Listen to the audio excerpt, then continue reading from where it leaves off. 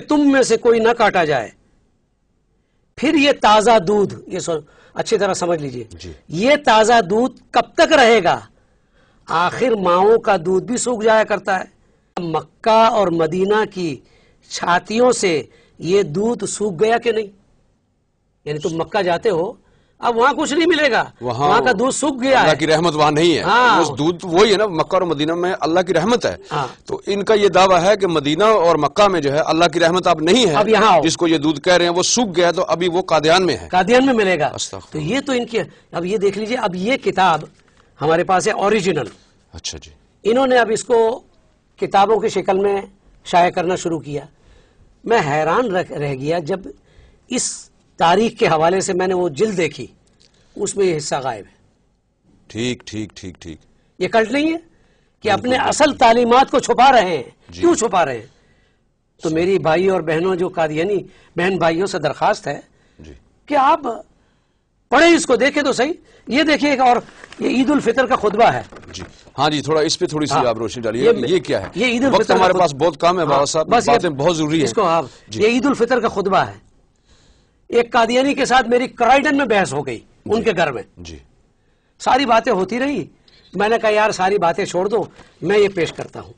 جی. میں نے کہا میں ایک مسجد کا امام نماز پڑھاتا ہے.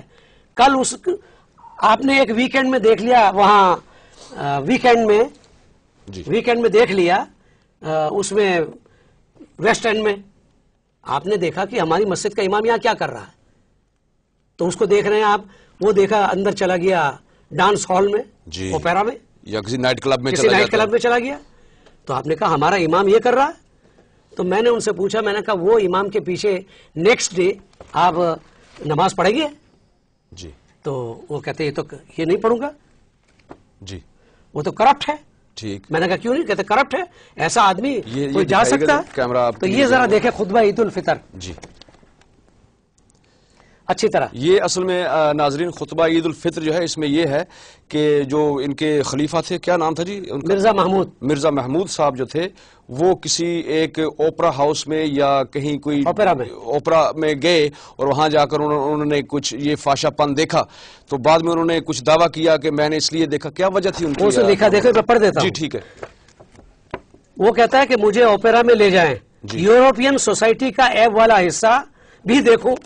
یورپین سوسائٹی کا ایب والا حصہ بھی دیکھو. ایب والا حصہ وہ بھی دیکھوں، مگر قیام انگلستان کے دوران مجھے موقع نہیں ملا.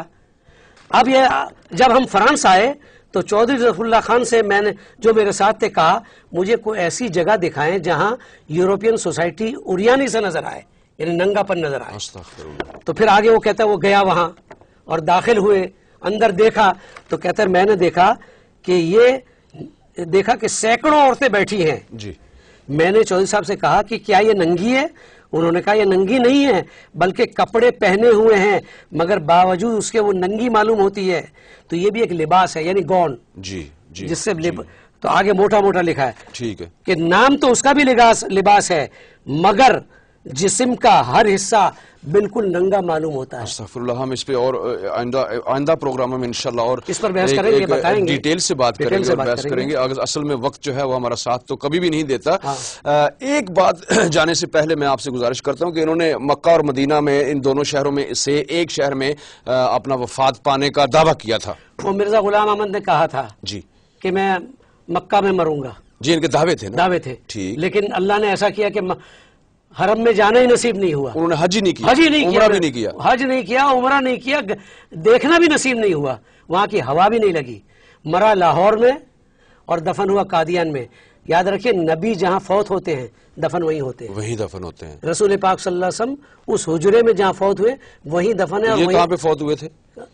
کہاں پہ مرزا صاحب کہاں پہ فوت ہوئے؟ مرزا صاحب لاہور میں فوت ہوئے. اب وہ فوت کس طرح ہوئے، بھی ایک لمبی بحث ہے. ٹھیک ہے. انشاءاللہ آئندہ پروگرام میں ہم جو ہے ان پہ بحث کریں گے اور یہ ڈیٹیل کے ساتھ ہم لوگوں کو اس کو جو ہے وہ ظاہر کریں گے.